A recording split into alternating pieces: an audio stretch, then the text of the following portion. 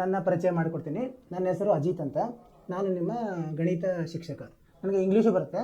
ನಿಮ್ಗೆ ಯಾವಾಗಾದರೂ ನಿಮ್ಗೆ ಯಾವುದೇ ಡೌಟ್ ಇದ್ದರೆ ನೀವು ಇಂಗ್ಲೀಷ್ನಲ್ಲೂ ಕೇಳ್ಬೋದು. ಸೊ ಇವತ್ತಿನಿಂದ ನಮ್ಮದು 10ನೇ ತರಗತಿಯ ಗಣಿತ ಆರಂಭ ಮಾಡೋಣಂತೆ. ಮೊದಲೇ ಇದು ಗೊತ್ತಿರ್ಬೋದು ನಿಮಗೆ, ಏನೋ ಪಾಠ ಯಾವುದಾದ್ರು ವಾಸ್ತವ ಸಂಖ್ಯೆಗಳು. ಸೊ ವಾಸ್ತವ ಸಂಖ್ಯೆಗಳನ್ನು ಶುರು ಮಾಡೋಣಂತೆ.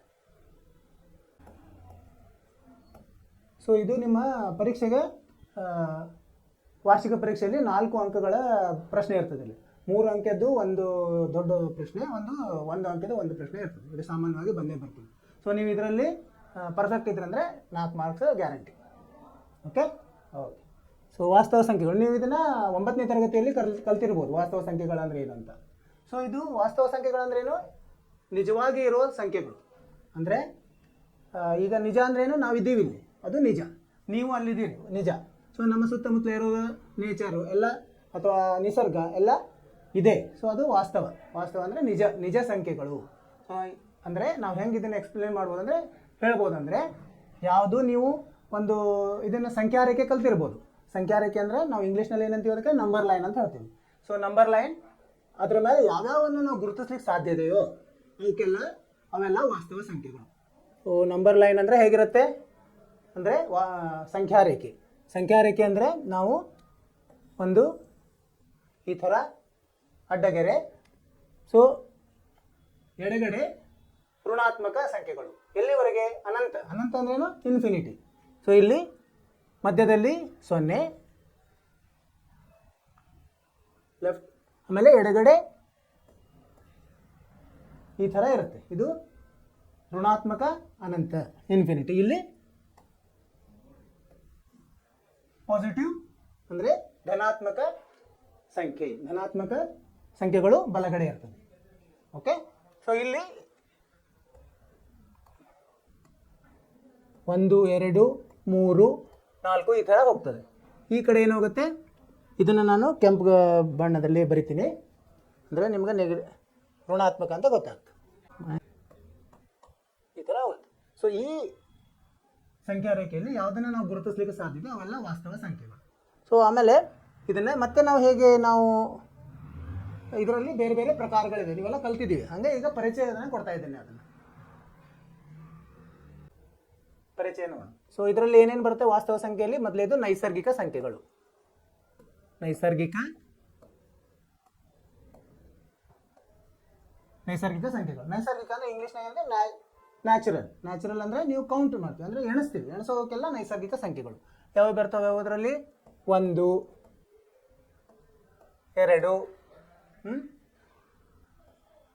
3 ಹಾಗೆ ಈ ಹೋಗ್ತಾ ಹೋಗ್ತಾ ಇದು ಅನಂತವರೆಗೆ ಹೋಗ್ತದೆ.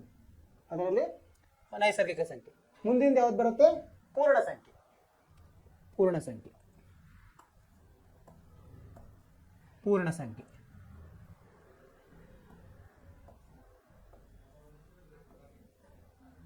ಪೂರ್ಣ ಸಂಖ್ಯೆಯಲ್ಲಿ ಏನಾಗುತ್ತೆ? ಪೂರ್ಣ ಸಂಖ್ಯೆಯಲ್ಲಿ ಇವು ನೈಸರ್ಗಿಕದ ಹಾಗೆ ಇರ್ತದೆ. ಇದರಲ್ಲಿ ಒಂದು 0ಯನ್ನು ಕೂಡಿಸಿರ್ತೀವಿ. ಸೊ 0ಇಂದ ಶುರು ಆಗ್ತದೆ. ಇದು 0, 1, 2 ಈ ಥರ ಅನಂತವರೆಗೆ. ಮುಂದೆ ಬರೋದು ಯಾವುದು?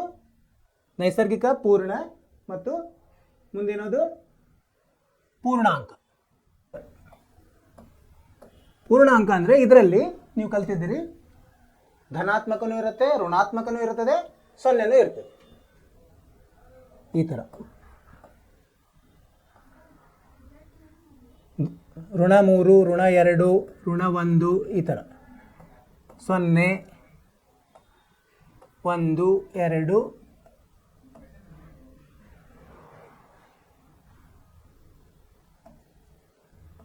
3 ಹೀಗೆ 2, 3, 2 ಬಿಟ್ಟಿದ್ದಾರೆ ನಡೆಯುತ್ತೆ. ಸೊ ಇವನು 2 ಈ ಕಡೆ ಋಣಾತ್ಮಕವಾಗಿ ಅನಂತ ಸಂಖ್ಯೆ, ಧನಾತ್ಮಕವಾಗಿ ಅನಂತ ಸಂಖ್ಯೆ. ಈಗ ಯಾವುದಾದ್ರು ನೈಸರ್ಗಿಕ ಆಯಿತು, ಪೂರ್ಣ ಆಯಿತು, ಪೂರ್ಣಾಂಕ ಆಯಿತು. ಈಗ ಮುಂದಿನದು ಯಾವ್ದು ಬರ್ತದೆ? ಭಾಗಲಬ್ಧ ಸಂಖ್ಯೆ.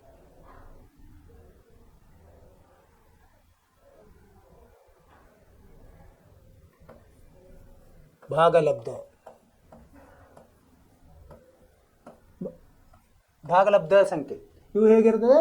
ದಶಮಾಂಶದಲ್ಲಿರ್ತದೆ ಅಥವಾ ಫ್ರ್ಯಾಕ್ಷನ್ ಅಂತ ಹೇಳ್ತೀವಿ, ಆ ಥರನೂ ಇರ್ತದೆ. ಇವು ಹೇಗೆ, ಇವಕ್ಕೆ ಯಾವ್ಯಾವು? ಸೊ ಇಲ್ಲಿ ಯಾವ ಅಂಕೆಗಳನ್ನು ಮೇಲಿಂದ ಏನಂತೆ ನಾವು ಅಂಶ ಮತ್ತು ಛೇದದಲ್ಲಿ ಏನಿರ್ತದೆ, ಎರಡೂ ಪೂರ್ಣಾಂಕ ಇರಬೇಕು. ಆಮೇಲೆ ಛೇದ 0 ಇರಬಾರ್ದು, ಅವಕ್ಕೆಲ್ಲ ಭಾಗಲಬ್ಧ ಸಂಖ್ಯೆ. ಅಂದರೆ ನೀವು ಯಾವ ಸಂಖ್ಯೆಯನ್ನು P/Q ರೂಪದಲ್ಲಿ ಹೇಳಲಿಕ್ಕಾಗತ್ತೆ, ಮತ್ತು Q 0 ಇರಬಾರದು. ಸೊ ಇವೆಲ್ಲ ಭಾಗಲಬ್ಧ ಸಂಖ್ಯೆ. ಈಗ ನಾವು ಯಾವ್ಯಾವ ಹೇಳ್ಬೋದು? 1/2, 3/4 ಈ ಥರ. 1 ಇರ್ಬೋದು, 2 ಇರ್ಬೋದು, 2/1. ಇವೆಲ್ಲ ಏನು ಭಾಗಲಬ್ಧ ಸಂಖ್ಯೆಗಳು. ಮುಂದಿನದು ಯಾವ್ದು ಬರ್ತದೆ? ಅಭಾಗಲಬ್ಧ ಸಂಖ್ಯೆಗಳು.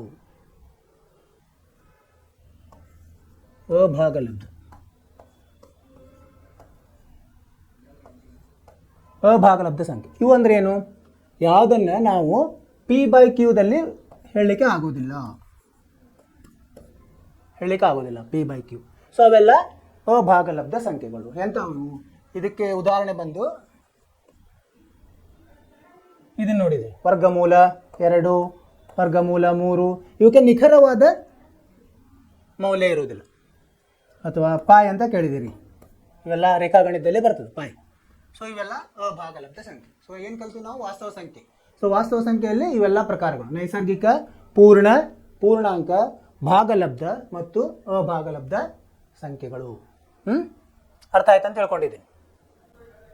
ಈಗ ಇವತ್ತಿನ ಪಾಠಕ್ಕೆ ಹೋಗೋಣ, ವಾಸ್ತವ ಸಂಖ್ಯೆಗಳು.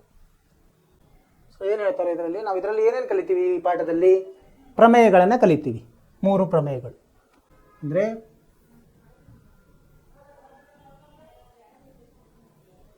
ಅಂಕಗಣಿತದ ಮೂಲ ಪ್ರಮೇಯ, ಮತ್ತು ವರ್ಗಮೂಲ 2 ಅಭಾಗಲಬ್ಧ ಸಂಖ್ಯೆಯಾಗಿ ಗುರುತಿಸುವುದು, ಅಂದರೆ ಸಾಧಿಸುವುದು, ಅದು ಹೌದು ಅಂತ. ಆಮೇಲೆ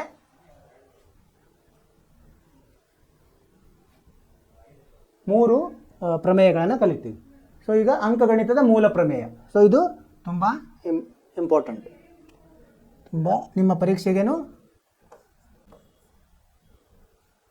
ಈಗ ನೀವು ಹಿಂದಿನ ತರಗತಿಯಲ್ಲಿ ಕಲ್ತಿದ್ದೀರಿ, ಯಾವುದೇ ಸ್ವಾಭಾವಿಕ ಸಂಖ್ಯೆಯನ್ನು ಅದರ ಅವಿಭಾಜ್ಯ ಅಪವರ್ತನಗಳ ಗುಣಲಬ್ಧವಾಗಿ ವ್ಯಕ್ತಪಡಿಸಬಹುದು. ಇದು ಏನು? ಅಂಕಗಣಿತದ ಮೂಲ ಪ್ರಮೇಯ. ಸೊ ಇದು ಉದಾಹರಣೆ ನೋಡಿದರೆ, ಈಗ 4 ನಾವು ಹೇಗೆ ಬರೀತೀವಿ? 4 2 ಮತ್ತು 2 ಗುಣಾಕಾರ 2 ಅಂತ ಬರಿಬೋದು. ಸೊ ಇದು ಯಾವುದು? 4 ಸಂಯುಕ್ತ ಸಂಖ್ಯೆ.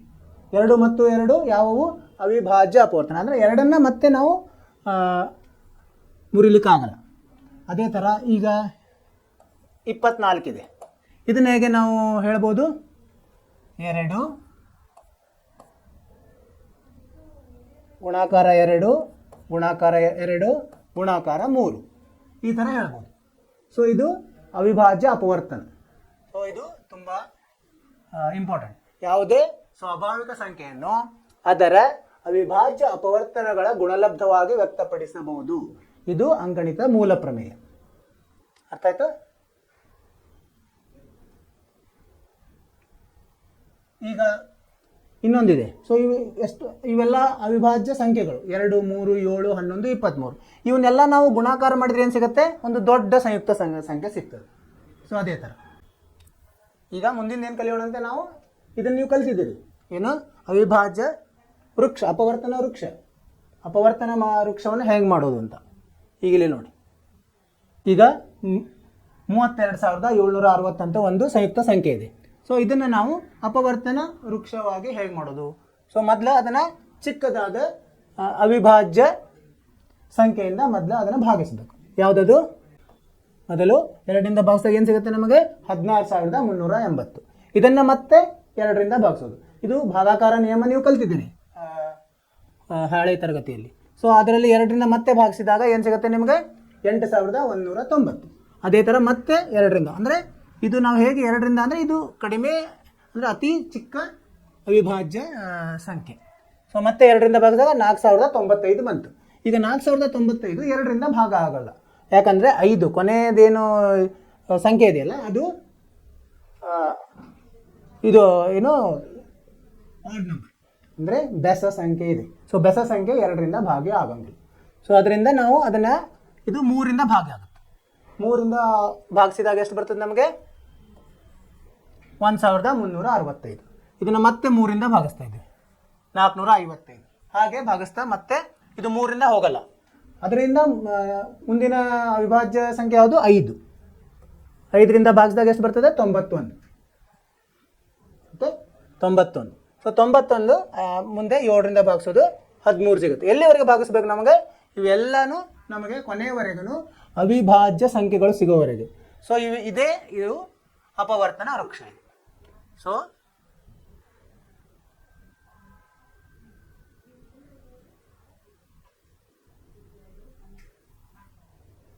ಇದನ್ನು ಹೇಗೆ ನಾವು ವ್ಯಕ್ತಪಡಿಸಬಹುದು? 32,760 2 ಗುಣ್ಲೆ 2 ಗುಣ್ಲೆ 2 ಗುಣ್ಲೆ 3 ಗುಣ್ಲೆ 3 ಗುಣ್ಲೆ 5 ಗುಣ್ಲೆ 7 ಗುಣ್ಲೆ 13. ಇದನ್ನು ಘಾತದಲ್ಲಿ ಬರೆದಾಗ 2 ಘಾತ 3 ಗುಣ್ಲೆ 3 ಘಾತ 2 ಗುಣ್ಲೆ 5 1 5. ಸೊ 5 ಒಂದು ಸಾಲಿ 5 ಗುಣ್ಲೆ 7 ಗುಣ್ಲೆ 13. ಸೊ ಈ ಥರ ವ್ಯಕ್ತಪಡಿಸಬಹುದು. ಇದು ಅವಿಭಾಜ್ಯ ಅಪವರ್ತನ ವೃಕ್ಷ, ಅಂದರೆ ಫ್ಯಾಕ್ಟರ್ ಟ್ರೀ ಅಂತೀವಿ ನಾವು ಇಂಗ್ಲೀಷ್ನಲ್ಲಿ. ಅದು ಗೊತ್ತಿರಬೇಕು ಇಂಗ್ಲೀಷ್ನಲ್ಲಿ ಅಂತ, ಯಾಕಂದರೆ ಮುಂದೆ ನೀವು ಕಾಲೇಜ್ ಹೋಗ್ತೀವಿ. ಕಾಲೇಜ್ ಅಂದರೆ ಇಂಗ್ಲೀಷ್ ಮೀಡಿಯಮ್ ಹೋದರೆ ನಿಮಗೆ ಅನುಕೂಲ ಆಗುತ್ತೆ. ಸೊ ಇದರದ ಪಿತಾಮಹ ಯಾರು? ಅಂಕಗಣಿತದ ಪಿತಾಮಹ ಕಾರ್ಲ್ ಫ್ರೆಡ್ರಿಕ್. ಸೊ ಇವರು ಇದರ ಬಗ್ಗೆ ಅಧ್ಯಯನ ಮಾಡಿದ್ದಾರೆ. ಮುಂದೆ ಹೋಗೋಣ. ಸೊ ಇದು ಯಾವುದೇ ಸಂಯುಕ್ತ ಸಂಖ್ಯೆಯನ್ನು ನೀವು ಅವಿಭಾಜ್ಯ ಅಪವರ್ತನವಾಗಿ ಮಾಡೋದು.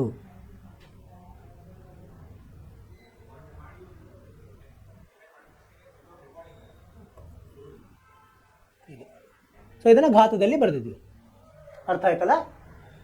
ಸೊ ಈಗ ಇದರಿಂದ ಒಂದು ಉದಾಹರಣೆಯನ್ನು, ಈ ಪ್ರಮೇಯದಿಂದ ಒಂದು ಉದಾಹರಣೆ ಏನು? ಉದಾಹರಣೆ 1. 4 ಘಾತ n ರೀತಿಯ ಸಂಖ್ಯೆಗಳನ್ನು ಪರಿಗಣಿಸಿ. ಇಲ್ಲಿ n ಅಂದರೆ ಏನದು? n ಅಂದರೆ ಸ್ವಾಭಾವಿಕ ಸಂಖ್ಯೆ. ಅದು ಎಂದ ಯಾವುದೇ ಬೆಲೆಗೆ 4 ಘಾತ n 4n ಎಂಬುದು 0ದಿಂದ ಕೊನೆಗೊಳ್ಳುತ್ತದೆಯೋ ಎಂಬುದನ್ನು ಪರೀಕ್ಷಿಸಿ. ಅಂದರೆ ಯಾವುದೇ ನಂಬರ್ ನಂಬರ್ ಯಾವುದೇ ತಗೊಂಡ್ರು ಅದು ಅದರ ಬೆಲೆ 0ಯಿಂದ ಕೊನೆಗೊಳ್ಳುತ್ತದೋ ಇಲ್ಲೋ ಅಂತ ನಾವು ಪರೀಕ್ಷಿಸಬೇಕು. ಈಗ ಒಂದು ನಿಮಗೆ ಎಕ್ಸಾಂಪಲ್ ಅಂದರೆ ಉದಾಹರಣೆ ಹೇಳಿದರೆ, n ಇದ್ದಲ್ಲಿ 1 2 ಹಾಕೋಣಂತ. 1 ಹಾಕಿದಾಗ ಎಷ್ಟು ಬರುತ್ತೆ? 4 ಬರುತ್ತದೆ, ಅಂದರೆ 0ಯಿಂದ ಕೊನೆಗೊಳ್ಳಿಲ್ಲ. 2 ಹಾಕಿದರೆ ಎಷ್ಟು ಬರುತ್ತೆ? 16 ಬಂತು, ಇದನ್ನು ಕೊನೆಗೊಳ್ಳಲಿಲ್ಲ. 3 ಹಾಕಿದರೆ 64, ಇದು ಬರಲಿಲ್ಲ. ಹೀಗೆ ಹೋಗ್ತಾ ಹೋದರೆ ಕೊನೆಯ ಸಂಖ್ಯೆ ಅದು 0ಯಿಂದ ಹೋಗುತ್ತಾ ಇಲ್ಲ ಅಂತೇಳಿ ನಾವು ಒಂದು ಉದಾಹರಣೆ ನೋಡೋದು. ಇದನ್ನು ಹೇಗೆ ಮಾಡೋದು?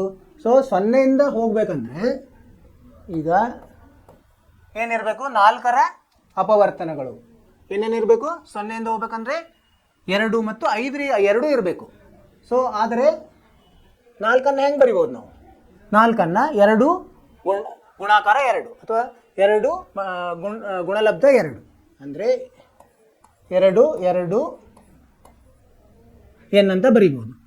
ಇದನ್ನು ಮುಂದೆ ಹೇಗೆ ಬರಿಬೋದು? 2ಅನ್ನು 2 ಸಲ ಗುಣಿಸಿ, ಅಂದರೆ 2 ಘಾತ 2 ಕೌಂಸಲ್ಲಿ n.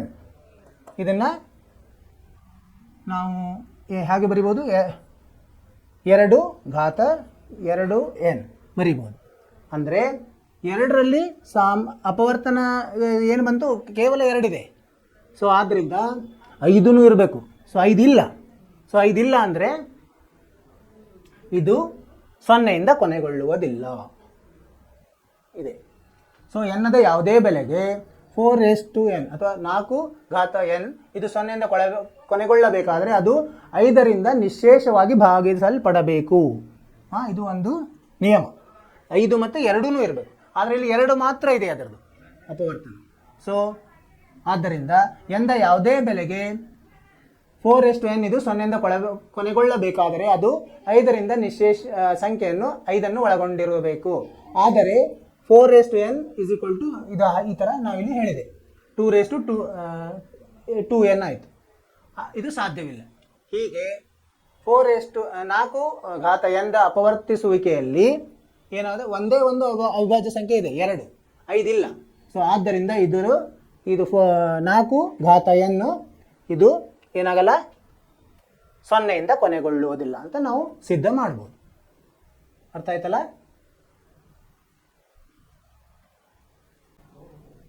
ಈಗ ನೀವು ಹಿಂದಿನ ತರಗತಿಯಲ್ಲಿ ಮಸ ಮತ್ತು ಲಸ ಕಲಿತಿದ್ದೀರಿ. ಲಸ ಅಂದ್ರೇನು?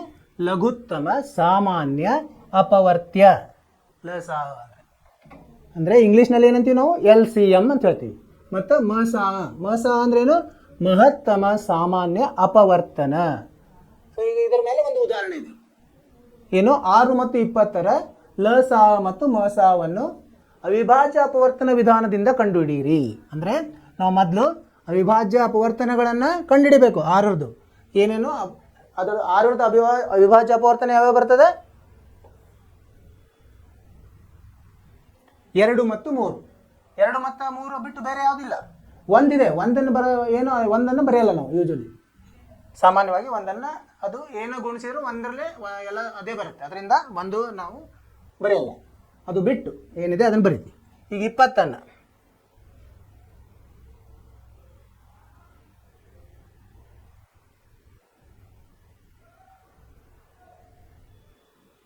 ಸೊ ಇದು 6. 20ರದ್ದು ಏನು ಬರುತ್ತೆ? 2 ಗುಂಡ್ಲೆ 2 ಗುಂಡ್ಲೆ 5 ಅಂದರೆ 2 ಎಷ್ಟು ಸಲ ಬಂತು? 2 ಸಲ ಬಂತು. ಅಂದರೆ 2 ಘಾತ 2 ಇಂಟು 5. ಮುಂದೆ ನೋಡೋಣಂತ.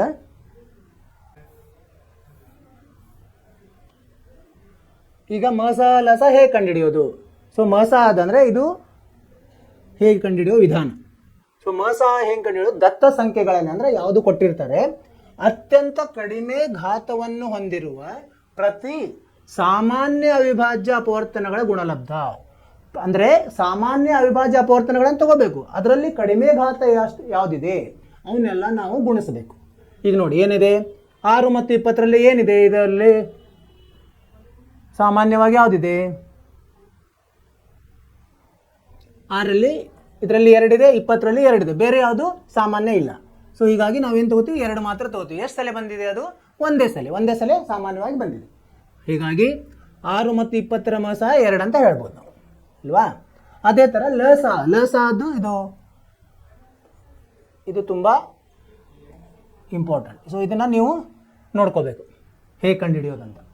ಆನಂತರ 6 ಮತ್ತು ಲಸ ಹೆಂಗೆ ಕಂಡುಹಿಡಿಯೋದು?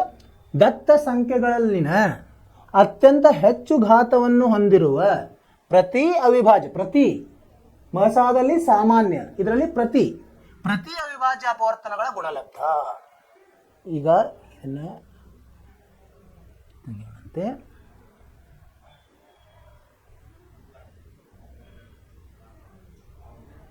ಈಗ ನೋಡಿ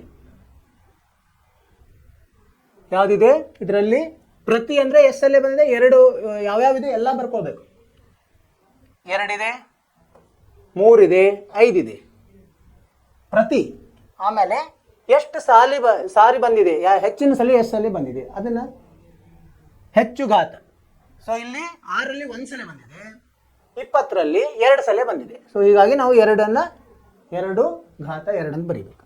ಅದೇ ಥರ 3 ಎಷ್ಟು ಸಲ ಬಂದಿದೆ? ಒಂದೇ ಸಲ, ಅದು 6ರಲ್ಲಿ ಮಾತ್ರ ಇದೆ. 3 1 ಸಲ, 5 20ರಲ್ಲಿ ಬಂದಿದೆ, 5 1 ಸಲ. ಸೊ ಇವನ್ನೆಲ್ಲ ಗುಣಿಸಿದಾಗ ನಮಗೆ ಸಿಗ್ತದೆ 60 ಬರ್ತದೆ. ಸೊ ಹೀಗಾಗಿ ಅರ್ಥ ಆಯ್ತು ಅಂತ ತಿಳ್ಕೊಂಡಿದ್ದೀನಿ. ಮಸ 2 ಆಯಿತು, ಲಸ 60 ಆಯಿತು. ಈಗ ಈ ಉದಾಹರಣೆಯಿಂದ ಇನ್ನೊಂದು ಈಗ ಗಮನಿಸಬಹುದು ನೀವು. ಏನಂದರೆ ಮಸ ಮತ್ತು ಲಸ ಗುಣಲಬ್ಧ ಮಾಡಿದಾಗ ಅದು ಯಾವುದಕ್ಕೆ ಈಕ್ವಲ್ ಇರ್ತದೆ? 2 ಸಂಖ್ಯೆಗಳ ಗುಣಲಬ್ಧಕ್ಕೆ ಸಮನಾಗಿರ್ತದೆ. ಇಲ್ಲಿ ನೋಡಿ, ಇದು ಈ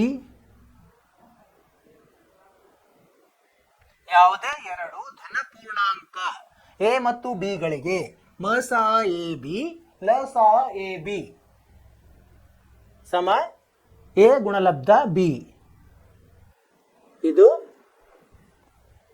ಇದರಲ್ಲಿ ನಿಮಗೆ ಲೆಕ್ಕಗಳನ್ನು ಕೇಳುವ ಸಂಭವನೀಯತೆ ಇದೆ. ಅರ್ಥ ಆಯ್ತಲ್ಲ ಹುಡುಗರೇ? ಸೊ ಇದರ ಮೇಲೆ ನಾವು ಇನ್ನೊಂದು ಲೆಕ್ಕವನ್ನು ನೋಡೋಣಂತೆ, ಉದಾಹರಣೆ. ಈಗ ನೋಡಿ, ಇದೇ ಫಾರ್ಮುಲಾದಿಂದ ನಾವು ಇನ್ನೊಂದು ಲೆಕ್ಕವನ್ನು ನೋಡೋಣ. ಉದಾಹರಣೆ 3. 96 ಮತ್ತು 104. 96 ಮತ್ತು 404 ಕ್ಷಮಿಸಿ 96 ಮತ್ತು 404 ಮಸಾವನ್ನು ಅವಿಭಾಜ್ಯ ಅಪವರ್ತನ ವಿಧಾನದಿಂದ ಕಂಡುಹಿಡಿಯಿರಿ. ಇದರ ಮೇಲೆ ಕಂಡುಹಿಡಿದ ಮೇಲೆ ಅದನ್ನು ಉಪಯೋಗಿಸಿ ಲಸಾವನ್ನು ಕಂಡುಹಿಡಿಯಿರಿ.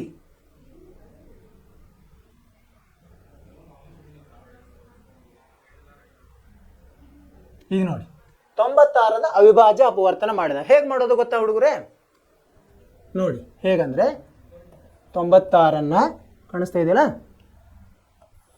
ಇದನ್ನ ಈ ಥರ ಭಾಗಿಸ್ತಾ ಹೋಗ್ಬೇಕು. ಚಿಕ್ಕ ಅವಿಭಾಜ್ಯ ಸಂಖ್ಯೆ ಯಾವುದು? 2. 2ರಿಂದ ಭಾಗಿಸೋದು ಎಷ್ಟು ಬರುತ್ತೆ? 48 ಬರ್ತದೆ. ಇದನ್ನು ಮತ್ತೆ 2ರಿಂದ ಭಾಗಿಸಿದಾಗ ಎಷ್ಟು ಬರುತ್ತೆ? 24. ಅದೇ ಥರ ಇದನ್ನು ಭಾಗಿಸ್ತಾ ಹೋಗೋಣಂತೆ. 2 12. 2ರಿಂದ ಮತ್ತೆ ಭಾಗಿಸ್ಬೋದು. ಎಷ್ಟು ಬರುತ್ತೆ? 6.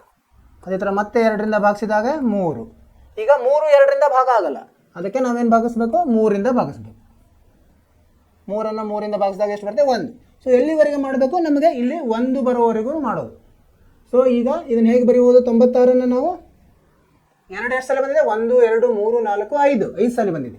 2 ಘಾತ 5 ಗುಣಾಕಾರ 3 1 ಸಲ, ಆ ಥರ ಬರೀಬೋದು. ಇದೇ ಥರ 404. 404 ಹೇಗೆ ಬರೆಯೋ? ಇದನ್ನು ಮಾಡಿದರೆ ಏನು ಬರುತ್ತೆ? ಇಲ್ಲಿ ಮಾಡ್ತೀನಿ ನೋಡಿ, 404. ಸೊ 404ನ್ನು 2ರಿಂದ ಭಾಗಿಸೋಣ. ಮೊದಲು 2, ಇದು ಎಷ್ಟು ಬರುತ್ತೆ? 2 2 0 2 2. ಮತ್ತೆ ಇದನ್ನು 2 ಭಾಗಿಸಿದಾಗ 2 2ರಲ್ಲಿ ಭಾಗಿಸಿದಾಗ 101. 101 ಇದು ಸಂಯುಕ್ತ ಸಂಖ್ಯೆ ಅಲ್ಲ, ಅವಿಭಾಜ್ಯ ಸಂಖ್ಯೆ. ಇದನ್ನು ಮತ್ತೆ 101ನಿಂದ ಭಾಗಿಸಿದಾಗ 1 ಸಿಕ್ತು. ಸೊ ಈಗ ಎಷ್ಟು ಬಂತು? 2 2 ಸಲ ಬಂದಿದೆ. 2 ಘಾತ 2 ಗುಣಾಕಾರ 101. ಸೊ ಇವು ಅವಿಭಾಜ್ಯ ಅಪವರ್ತನಗಳು. ಸೊ ಇದರಿಂದ ನಾವು ಮಸಾ ಹೇಗೆ ಕಂಡುಹಿಡಿಯೋದು? ಮಸಾ ಅಂದ್ರೆ ಸಾಮಾನ್ಯ ಅವಿಭಾಜ್ಯ ಅಪವರ್ತನಗಳನ್ನು ತಗೊಂಡು ಅದರ ಕಡಿಮೆ ಎಷ್ಟು ಬಂದಿದೆ ಅದನ್ನು ತಗೊಳ್ಳೋದು. ಈಗ ನೋಡಿ ಎಷ್ಟು ಸಲ ಬಂದಿದೆ ಮಸಾ? ಇದು ಒಂದೇ ಅವಿಭಾಜ್ಯ ಸಂಖ್ಯೆ, ಇದರಲ್ಲಿ ಸಾಮಾನ್ಯವಾಗಿದೆ. ಅದು ಯಾವುದು? 2. ಕಡಿಮೆ ಎಷ್ಟು ಸಲ ಬಂದಿದೆ? 2 ಸಲ ಬಂದಿದೆ, ಅದು 404ಅಲ್ಲಿ. ಸೊ ಹೀಗಾಗಿ ಮಸಾ ಎಷ್ಟಾಯಿತು? 2 ಘಾತ 2 ಅಂದರೆ 4 ಆಯಿತು. ಸೊ ಈಗ ಈ ಮೊದಲಿನ ನಾವು ಇದನ್ನು ಕಲ್ತಿದ್ದೀವಿ, ಈ ಫಾರ್ಮುಲಾ ಉಪಯೋಗಿಸಿದರೆ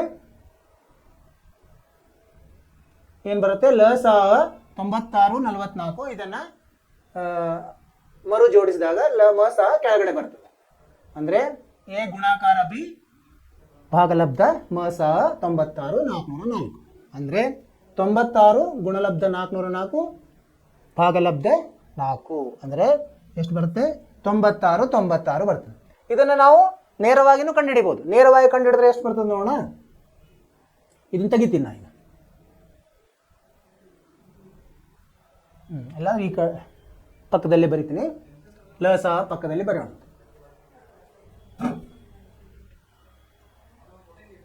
ಸೊ ಲಸ ಅಂದ್ರೆ ಏನು ಮಾಡ್ಬೇಕು ನಾವು?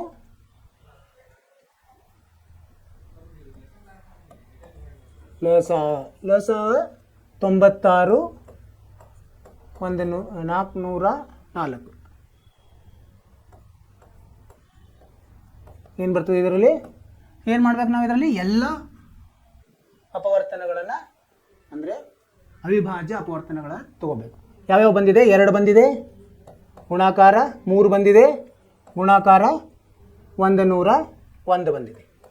ಇದು ಯಾವ್ಯಾವ ಜಾಸ್ತಿ ಬಂದಿದೆ ಅವನು ತಗೋಬೇಕು. 2 ಜಾಸ್ತಿ ಎಷ್ಟು ಬಂದಿದೆ? 5 ಬಂದಿದೆ. 3 ಜಾಸ್ತಿ ಎಷ್ಟು ಬಂದಿದೆ? 101 ಬಂದಿದೆ. ಇವನ್ನ ಗುಣಿಸಿದಾಗ ಎಷ್ಟು ಬರ್ತದೆ? ಈಗ 2 ಘಾತ 5 ಅಂದರೆ ಎಷ್ಟು ಬರ್ತದೆ? 32 ಬರ್ತದೆ. ಇಂಟು 3 ಇಂಟು ಅಂದರೆ ಗುಣಲಬ್ಧ 101. ಸೊ ಇದನ್ನು ಗುಣಿಸಿದಾಗ ಎಷ್ಟು ಬಂತು?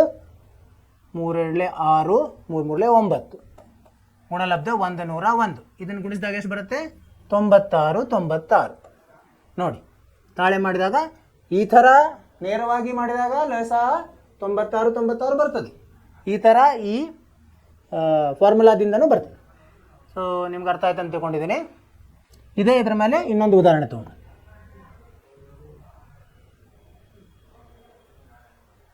ಈಗ ನೋಡಿ ಉದಾಹರಣೆ 4 6, 72 ಮತ್ತು 120 ಇವುಗಳ ಮಸಹ ಮತ್ತು ಲಸಹಗಳನ್ನು ಅವಿಭಾಜ್ಯ ಅಪವರ್ತನ ವಿಧಾನದಿಂದ ಕಂಡುಹಿಡಿಯಿರಿ. ಅಂದರೆ ನಾವು ಅವಿಭಾಜ್ಯ ಅಪವರ್ತನ ವಿಧಾನದಿಂದ ಕಂಡುಹಿಡಿಬೇಕು.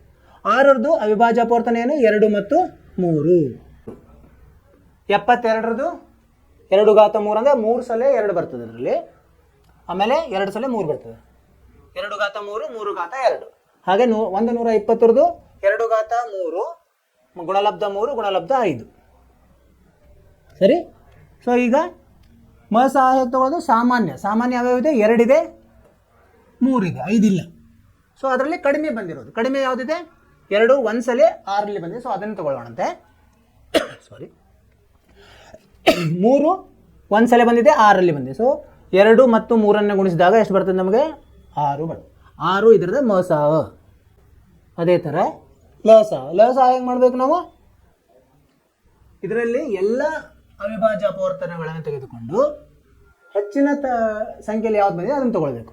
2 3 ಸಲ ಬಂದಿದೆ 172ರಲ್ಲಿ. ಸೊ ಅದನ್ನು ತಗೊಂಡಿದ್ದೀವಿ. ಈಗ ಇಲ್ಲ ನೋಡಿ, ಅದನ್ನು ತಗೊಂಡಿದ್ದೀವಿ. 3 2 ಸಲ ಎಲ್ಲಿ ಬಂದಿದೆ? ಇಲ್ಲಿ ಬಂದಿದೆ, ಅದನ್ನು ತಗೊಂಡಿದ್ದೀವಿ. ಆಮೇಲೆ 5 ಒಂದ್ಸಲ ಇಲ್ಲಿ ಬಂದಿದೆ, ಅದನ್ನ ಇಲ್ಲಿ ತಗೊಂಡಿದ್ದೀವಿ. 3ಅನ್ನು ಗುಣಲಬ್ಧ ಮಾಡಿದಾಗ ಎಷ್ಟು ಬರ್ತದೆ? 360. ಸೊ ಇದು 6, 72, 120ರದ ಲಸಹ. ಅರ್ಥ ಆಯ್ತು ವಿದ್ಯಾರ್ಥಿಗಳೇ? ನಾ ಹೇಳ್ತಿರೋದು ಸ್ಪೀಡ್ ಸರಿಯಾಗಿದೆಯಾ? ಸೊ ಇದನ್ನ ನಾವು ಈಗ ತಾಳೆ ಮಾಡಿನ ನೋಡ್ಬೋದು. ಆದರೆ 3 ಸಂಖ್ಯೆಗೆ ಇದು ಅದು ಆ ಫಾರ್ಮುಲಾ ಇಲ್ಲಿ ಇದು ಏನು ಅನ್ವಯಿಸಂಗಿಲ್ಲ. ಸೊ ಇದನ್ನು ನೀವು ಮಾಡಿ ನೋಡ್ಬೋದು. 6 ಗುಂಡ್ಲೆ 72 ಗುಂಡ್ಲೆ 120 ಮಾಡಿ ಮಸಹ ಲಸಹ ಗುಣಾಕಾರ ಮಾಡಿದ್ರೆ 2 ಒಂದೇ ಆಗೋದಿಲ್ಲ. ಸೊ ಇದು ಕೇವಲ 2 ಸಂಖ್ಯೆಗಳಿಗೆ ಮಾತ್ರ ಅದು ಅನ್ವಯವಾಗುತ್ತದೆ. ಸೊ ಇನ್ನು ಇವತ್ತು ಇದು ಪಾಠದ ಬಗ್ಗೆ ಕಲ್ತ್ವಿ. ಏನೇನು ಕಲ್ತ್ವಿ ನಾವು? ಮೊದಲ ವಾಸ್ತವ ಸಂಖ್ಯೆಗಳು, ಅದರದ್ದು ಪರಿಚಯವನ್ನು ಮಾಡ್ಕೊಂಡ್ವಿ. ವಾಸ್ತವ ಸಂಖ್ಯೆ ಮತ್ತು ನಾವು ಅಂಕಗಣಿತದ ಮೂಲ ಪ್ರಮೇಯ ಅದನ್ನು ಕಲ್ತ್ವಿ. ಮಸಹ ಲಸಹ ಬಗ್ಗೆ ಕಲ್ತ್ವಿ. ಸೊ ಇದು ಇವತ್ತು ಕಲ್ತಿರೋ ಬಗ್ಗೆ ಒಂದು ಸಂಗತಿ. ಸೊ ಮುಂದಿನ ಕ್ಲಾಸಲ್ಲಿ ನಾವೇನು ಕಲಿಯೋಣಂತೆ ಇದರ ಬಗ್ಗೆ ಅಭ್ಯಾಸ ಮಾಡೋಣ. Thank you. ಧನ್ಯವಾದಗಳು ವಿದ್ಯಾರ್ಥಿಗಳೇ. ನಾನು ಹೇಳಿರೋದು ನಿಮ್ಗೆ ಅರ್ಥ ಆಯ್ತು ಅಂತ ತಿಳ್ಕೊಂಡೆ.